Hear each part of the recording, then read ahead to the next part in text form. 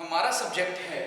Inspection and quality control. हमने शुरू की हुई अपनी unit measurement and gauging. Measurement and gauging के अंदर हम लास्ट लेक्चर में बात कर रहे थे कंपैरेटर्स के बारे में कि जो हमारे कंपैरेटर्स हैं, कंपैरेटर्स क्या होते हैं, जिसके अंदर आपको बताया था कि जो डायमेंशंस हैं यानी कि एक नॉन डॉटम है और दूसरी जो हमें गिवन डायमेंशंस हैं उनके बीच का हाउ मच डायमेंशन डिफरेंस, कि जो हमारा गिवन कंपोनेंट है और एक हमें नॉन डॉटम है उन दोनों की डायमेंशंस के बीच में डिफरेंस कितना है उसको मेजर करने के लिए हम जिस इंस्ट्रूमेंट्स का, जिस डिवाइस का यूज करते हैं उसको क्या बोलते थे, वो हमारी कहलाती थी न्यूमेटिक, वो हमारा क्या कहलाते थे, कॉम्परेटर कहलाते थे। वो क्या थे, कॉम्परेटर। कॉम्परेटर के बारे में आगे हमने फर्दर टाइप्स की बात की थी कि कॉम्परेटर हमारे 4 तरह के कॉम्परेटर होते हैं, 4 टाइप्स। कौन कौन से, मैकेनिकल, ऑप्टिकल, न्यूमेटिक और लास्ट वन हमारा क्या था, इलेक्ट्रिकल कॉम्परेटर। तो सबसे पहले हमने लास्ट लेक्चर में बात कर ली थी मैकेनिकल कॉम्परेटर्स के बारे में कि मैकेनिकल कॉम्परेटर क्या होते हैं, जिसके अंदर हमने बात की थी कि मैग्निफिकेशन को ऑब्टेन करने के लिए, टू गेट मैग्निफिकेशन, जो भी हम कॉम्परेटर यूज करते हैं उनको बोलते हैं मैकेनिकल कॉम्परेटर। वो कौन से होते हैं, मैकेनिकल कॉम्परेटर होते हैं। मैकेनिकल कॉम्परेटर फर्दर आगे काफी तरह के होते हैं, जिसके अंदर लीवर कॉम्परेटर होते हैं, sigma comparator, dial gauge, dial indicator comparator. तो हमने 2 मैकेनिकल कॉम्परेटर की बात की थी, वो कौन कौन से थे। सबसे पहले हमने बात की डायल इंडिकेटर की, डायल इंडिकेटर या फिर बोल सकते हैं डायल गेज कॉम्परेटर, और नेक्स्ट हमारा था सिग्मा कॉम्परेटर। आज हम यहाँ पे बात करेंगे हमारे सेकंड कॉम्परेटर यानी कि टाइप्स के बारे में। आपको बताया था कि अकॉर्डिंग टू हमारे सिलेबस हम क्या करेंगे, 3 कॉम्परेटर्स के बारे में बात करेंगे, मैकेनिकल, न्यूमेटिक और इलेक्ट्रिकल। अब हम यहाँ शुरू करने जा रहे हैं अपने सेकंड कॉम्परेटर। सेकंड हमारा कौन सा रहेगा, सेकंड है न्यूमेटिक कॉम्परेटर। कि न्यूमेटिक कॉम्परेटर क्या होते हैं, तो देखिए जब हम बात करेंगे न्यूमेटिक कॉम्परेटर की, तो ये क्या है, इट इज ए कॉम्परेटर। ये क्या एक कॉम्परेटर है जो हम यूज किस लिए करते हैं, आइदर एयर प्रेशर और air flow is measured to get measure, जो भी मेजरिंग डेविएशन है, जो भी मेजरिंग हमारी डेविएशंस आएंगी उसके हिसाब से फ्रॉम ए स्टैंडर्ड, यानी एक स्टैंडर्ड है हमारे पास, उसके अंदर जो मेजरिंग डेविएशंस है उनका एयर प्रेशर और एयर फ्लो के साथ मेजरमेंट करना, वो क्या कहलाता है, वो कहलाएगा न्यूमेटिक कॉम्परेटर। कि न्यूमेटिक कॉम्परेटर में क्या लिख सकते हैं कि in pneumatic comparator either air flow और एयर प्रेशर इज मेजर्ड, कि जो भी हमारा एयर फ्लो है या फिर जो एयर प्रेशर है उसको हम क्या करते हैं, मेजर करते हैं, is measured to give measurement deviation from a standard, कि जो हमें एक फ्रॉम जो हमारा एक स्टैंडर्ड है, स्टैंडर्ड से जो हमें मेजरमेंट डेविएशंस मिली है उसके अकॉर्डिंग जो एयर फ्लो है और एयर प्रेशर है उसको मेजर करना, वो किसका काम है, वो काम है न्यूमेटिक कॉम्परेटर का। वो काम किसका रहेगा, न्यूमेटिक कॉम्परेटर का। तो हम क्या लिखेंगे, in this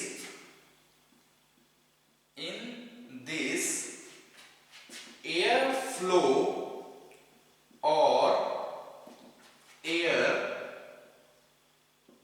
pressure is measured,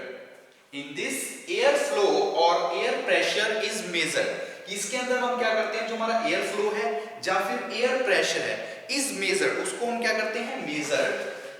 to give measurement dimension, जो हमारी मेजरमेंट डेविएशंस है फ्रॉम ए स्टैंडर्ड, यानी कि एक स्टैंडर्ड है, जिस स्टैंडर्ड से हमें डेविएशंस मिली हैं उसके अकॉर्डिंग इनको क्या करना, मेजर करना। इन दिस एयर फ्लो और air pressure is measured to give measurement deviations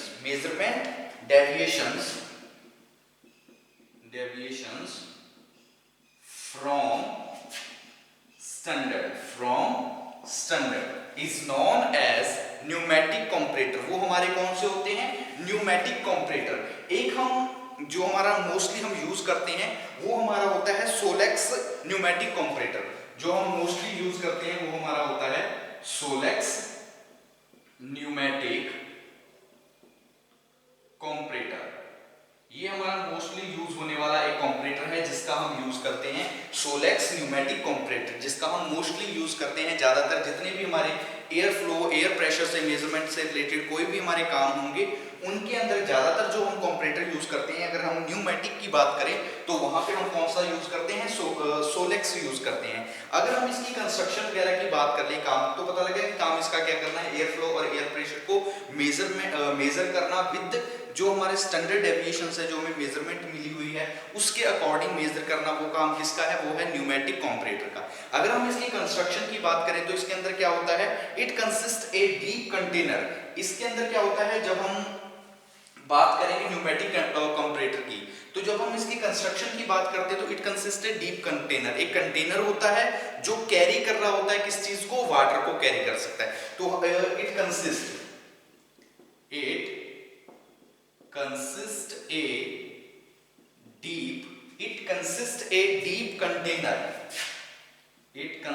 a deep container carrying water। एक डीप कंटेनर होता है यानी कि काफी गहरा एक कंटेनर है जिसके अंदर क्या होता है, वाटर होता है। The top is open to atmosphere, और जो उसका टॉप होता है वो क्या होता है, ओपन होता है, यानी कि ऊपर से वो क्या होता है, पूरी तरह से खुला हुआ होता है। The top of which is open in atmosphere, कि जो टॉप रहेगा वो टॉप क्या होगा, वो टॉप ओपन होगा। यानी कि जो हमारा जैसे कंटेनर है, कंटेनर मान लीजिए इस तरह से एक कंटेनर है, ये कंटेनर है, ये किस चीज का भरा हुआ है, ये पानी का भरा हुआ है, और जो इसका टॉप है, टॉप क्या है, ऊपर से बिल्कुल क्या हुआ है, खुला हुआ है। वही हमने यहाँ पे लिखा कि एक क्या होता है, गहरा डीप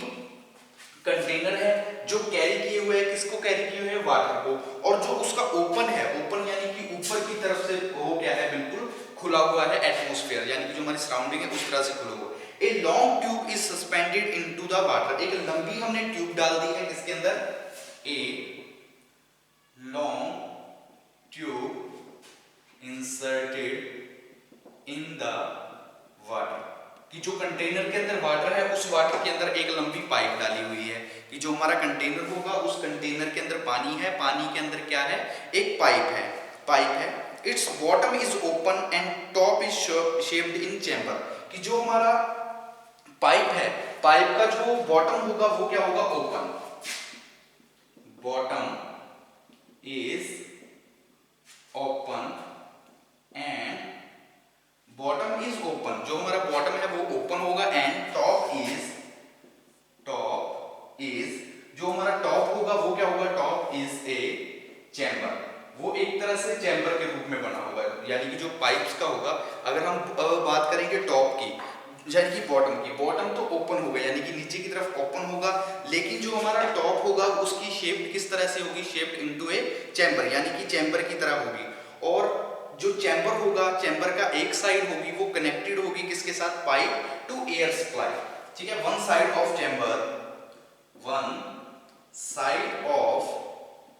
चैम्बर कनेक्टेड विद, ठीक है, one side of chamber connected with, किसके साथ कनेक्टेड है, कनेक्टेड विद पाइप, जो भी हमारी पाइप है उसके साथ connected with pipe to air supply,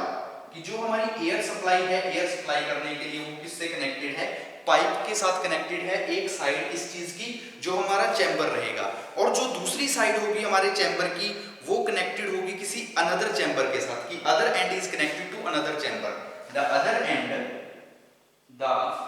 other end is connected to the other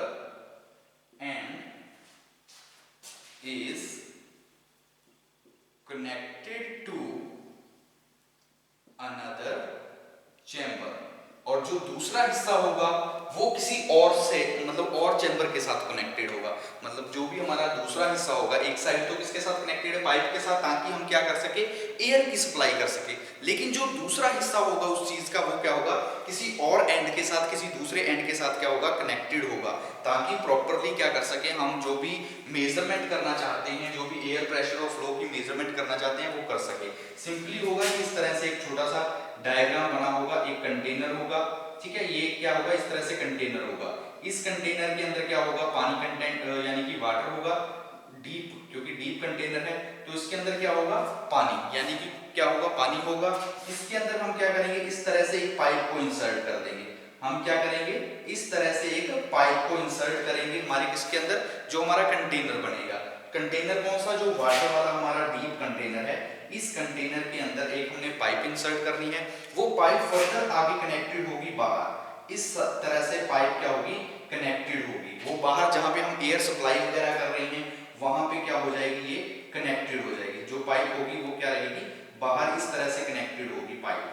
ठीक है। तो इस तरह वही हमने यहाँ पे बात की है, जो चीज यहाँ पे हमने बनाई है वही चीज हमने यहाँ पे लिखी है। क्या लिखा है हमने कि कंपरेटर, सबसे पहले न्यूमेटिक कंपरेटर क्या होते हैं, न्यूमेटिक कंपरेटर होते हैं जिसका काम है air flow, either air flow और एयर प्रेशर, यानी कि एयर फ्लो को या फिर एयर प्रेशर को मेजर करना, to give measurement deviation from a standard, कि एक हमारा स्टैंडर्ड है, स्टैंडर्ड से जो हमें डेविएशंस मिली है, मेजरमेंट डेविएशंस मिली है, उसके अकॉर्डिंग एयर फ्लो और एयर प्रेशर को मेजर करना, वो काम है न्यूमेटिक कंपरेटर का। अगर हम कंस्ट्रक्शन की बात कर लेते हैं कि किस तरह से हमारा जो दिखने में न्यूमेटिक कंपरेटर होता है वो किस तरह से होता है कंपरेटर, तो it consist a deep container, एक डीप कंटेनर होता है, उस कंटेनर के अंदर क्या होता है, वाटर, कि it consist a deep container, एक डीप कंटेनर है, कैरिंग वाटर, वाटर उसने कैरी किया हुआ है, टॉप इज ओपन, टॉप क्या है, ओपन है, एटमॉस्फेयर यानी कि बाहर की ओर पूरी तरह से खुला हुआ है ऊपर का हिस्सा, a long tube inserted in the water, और जो वाटर है हमारा, उस वाटर के अंदर मतलब जो डीप कंटेनर, कंटेनर के अंदर पानी है, पानी के अंदर हमने एक पाइप डाल दी, लंबी पाइप डाल दी, बॉटम इज ओपन, और उसका जो बॉटम रहेगा पाइप का वो ओपन होगा, और टॉप होगा, वो टॉप क्या होगा, is a connected to chamber, वो चैम्बर की तरह होगा, अगर शेप की हम बात करें तो जो टॉप होगा वो टॉप की शेप चैम्बर जैसी होगी, one side of chamber is connected with pipe, और जो एक साइड होगी चैम्बर की, जो आपको बताया टॉप इज चैम्बर, वो एक साइड तो क्या होगी, कनेक्टेड हो जाएगी पाइप से, ताकि हम एयर की सप्लाई कर सके वाटर के अंदर, और दूसरी जो साइड होगी एंड, वो अनदर चैम्बर के साथ कनेक्टेड हो जाएगी, यानी कि जो दूसरी हमारा एंड रहेगा वो किसी दूसरे चैम्बर के साथ कनेक्टेड हो जाएगी। तो इस तरह से हम न्यूमेटिक कंपरेटर की सहायता से मेजरमेंट कर सकते हैं एयर फ्लो, और जो भी हमारी एयर प्रेशर रहेगा उसको मेजर कर सकते हैं with the help of pneumatic comparator. तो ये हमने कंपरेटर के अंदर सेकंड पॉइंट के बारे में, सेकंड टाइप्स के बारे में बात की, न्यूमेटिक। नेक्स्ट हम बात करते हैं इलेक्ट्रिकल कंपरेटर के बारे में, कि हमारे इलेक्ट्रिकल कंपरेटर क्या होते हैं, हम उनका यूज किस लिए करते हैं। तो थर्ड है हमारा, थर्ड क्या रहेगा, electrical comparator, electrical comparators, electrical comparators. तो देखिए इलेक्ट्रिकल कंपरेटर्स क्या होते हैं, कि electrical comparators, the movement of measuring contact is converted into electrical, यानी कि जो भी हमारे इलेक्ट्रिकल कंपरेटर होते हैं इनका काम क्या है, जो भी मूवमेंट होती है, movement of the measuring contact is converted into electrical signal, मतलब कि जब हम न्यूमेटिक कंपरेटर का यूज करेंगे तो इस दौरान जो हम मेजरमेंट कर रहे हैं वो चाहे किसी भी फॉर्म में हो रही है, कि मूवमेंट ऑफ मेजर कॉन्टैक्ट, यानी कि जब मेजरमेंट कॉन्टैक्ट हो रही है वो चाहे किसी भी फॉर्म में है, उसको कन्वर्ट करना इलेक्ट्रिकल सिग्नल्स के अंदर, कि जो भी मूवमेंट हो रही है, movement of measuring converted into electrical signals, की जो भी मूवमेंट हो रही है, मेजरमेंट हो रही है, उसको इलेक्ट्रिकल सिग्नल के अंदर कन्वर्ट करना, वो किसका काम है, वो काम है इलेक्ट्रिकल कंपरेटर का, वो काम किसका होगा, इलेक्ट्रिकल कंपरेटर का। और this electrical signal recorded by the instrument which can be calibrated, और इन इलेक्ट्रिकल सिग्नल्स को हम क्या करेंगे, एक इंस्ट्रूमेंट की सहायता से क्या करेंगे, रिकॉर्ड करेंगे, एक इंस्ट्रूमेंट की सहायता से हम क्या करेंगे, रिकॉर्ड करेंगे, जैसे कि प्लंगर मूवमेंट होगी, उस चीजों को क्या करेंगे, इलेक्ट्रिकल्स जो भी सिग्नल्स हमें कन्वर्ट किए हैं, जो हमने सिग्नल्स कन्वर्ट किए हैं उनको एक इंस्ट्रूमेंट की सहायता से हम क्या कर देंगे, रिकॉर्ड करेंगे। तो इलेक्ट्रिकल कंपरेटर के अंदर क्या लिख सकते हैं, इन दिस, या फिर इन दिस या फिर in electrical comparator, in this the movement of, in this the movement of measuring contact, movement of measuring contact is converted into contact is converted into electrical signals, converted into electrical signals, कि जो भी हमारी क्या है, movement of measuring contact, कि जो measuring contact के साथ मूवमेंट हो रही है उन सारी मूवमेंट को कन्वर्ट कर देना, किस फॉर्म में कन्वर्ट कर देना, इलेक्ट्रिकल सिग्नल्स के रूप में। और इन इलेक्ट्रिकल सिग्नल्स को recorded and these electrical signals are recorded by, और इनको हम रिकॉर्ड करेंगे, जो भी हमारे सिग्नल्स हैं इन सिग्नल्स को हम क्या करेंगे, रिकॉर्ड। और क्या लिखा, these electrical signals are recorded by an instruments,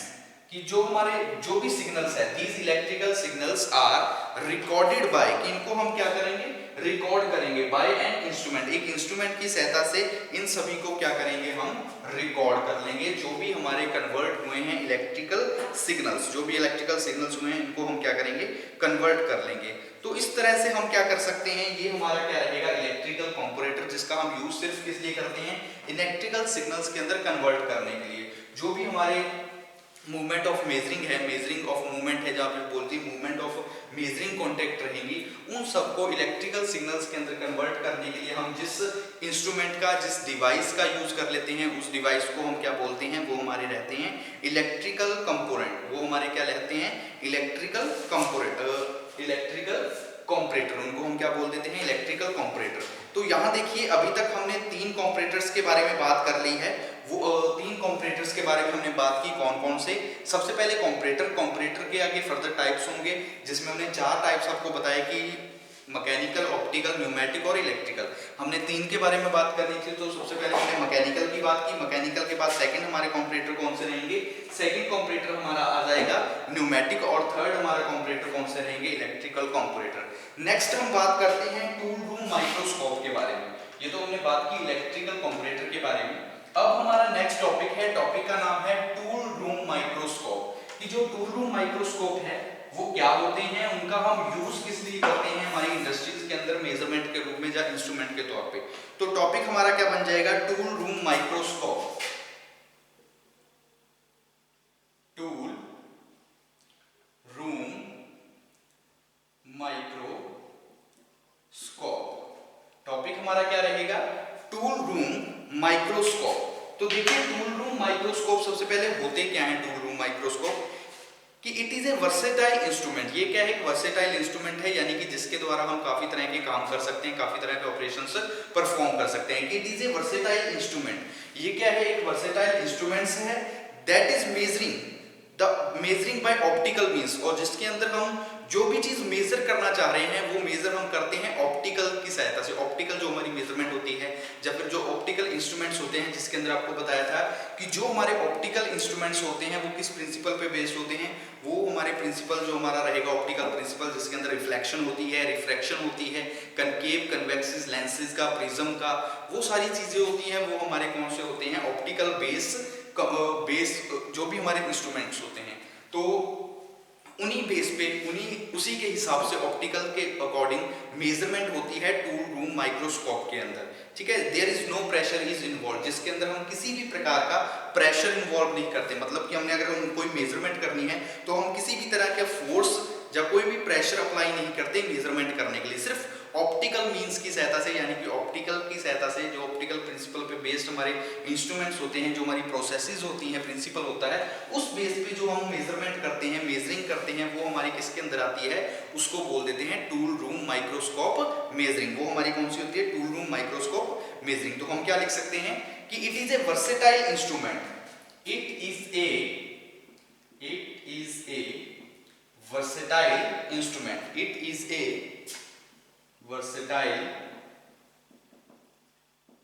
instrument,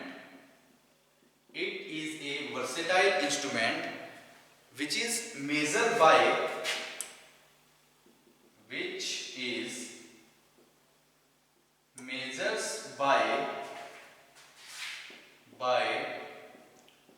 optical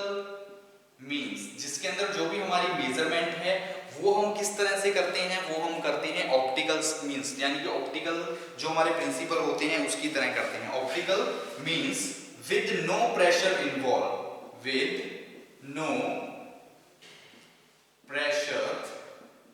involve, जिसके अंदर की किसी भी प्रकार का प्रेशर इन्वॉल्व नहीं होता, नो प्रेशर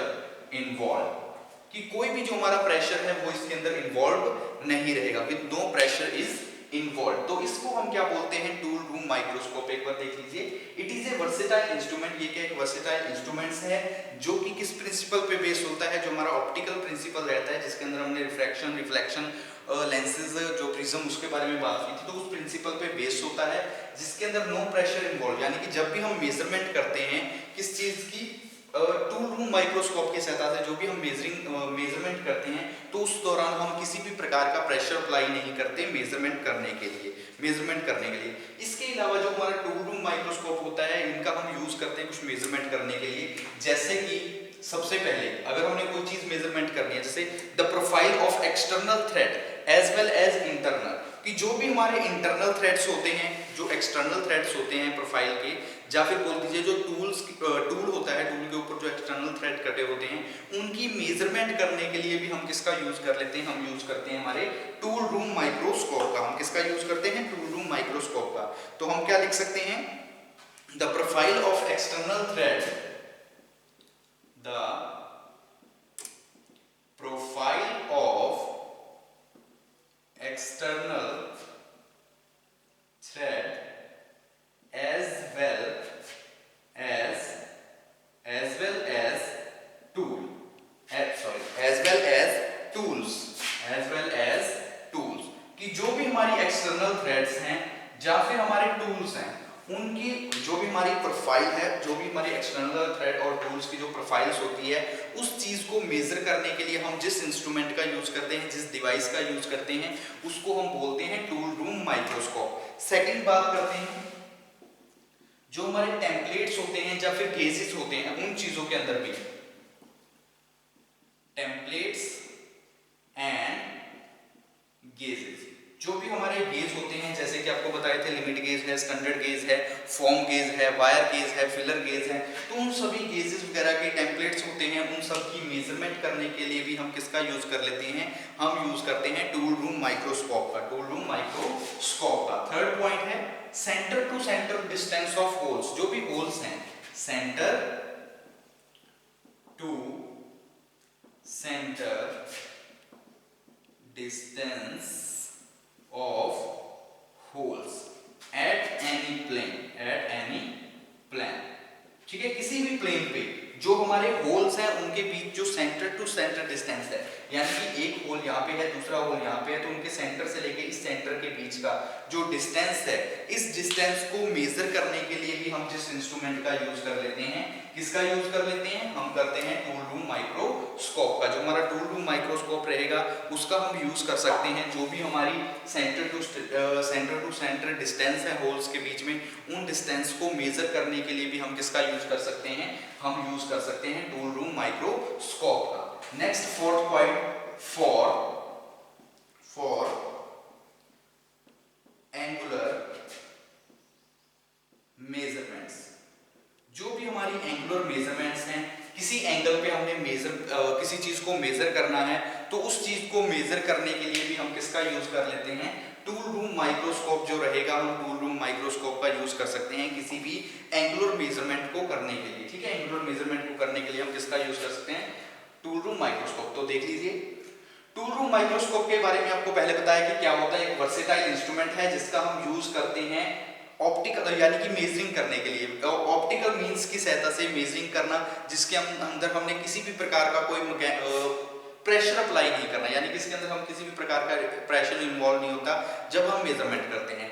जो हम टूल रूम माइक्रोस्कोप डिजाइन करते हैं वो कुछ मेजरमेंट करने के लिए, किस तरह की मेजरमेंट करने के लिए, जैसे प्रोफाइल ऑफ एक्सटर्नल थ्रेड और एज वेल एज टूल, कि जो हमारे टूल्स और जो एक्सटर्नल थ्रेड्स हैं उनकी प्रोफाइल्स को चेक करने के लिए, मेजर करने के लिए, टेम्पलेट और हमारे जो गेजेस हैं उनकी मेजरमेंट के लिए हम यूज करते हैं। इसके अलावा जो centre to centre distance of holes of any plane, कि किसी भी प्लान के ऊपर जो हमारे होल्स के बीच में सेंटर से लेके सेंटर तक का जो डिस्टेंस है, उस डिस्टेंस को चेक करने के लिए, मेजर करने के लिए भी हम यूज कर लेते हैं टूल रूम माइक्रोस्कोप का। नेक्स्ट, फॉर एंगुलर मेजरमेंट, किसी भी प्रकार की जो हमारी एंगुलर मेजरमेंट है, तो एंगुलर मेजरमेंट को चेक करने के लिए, एंगुलर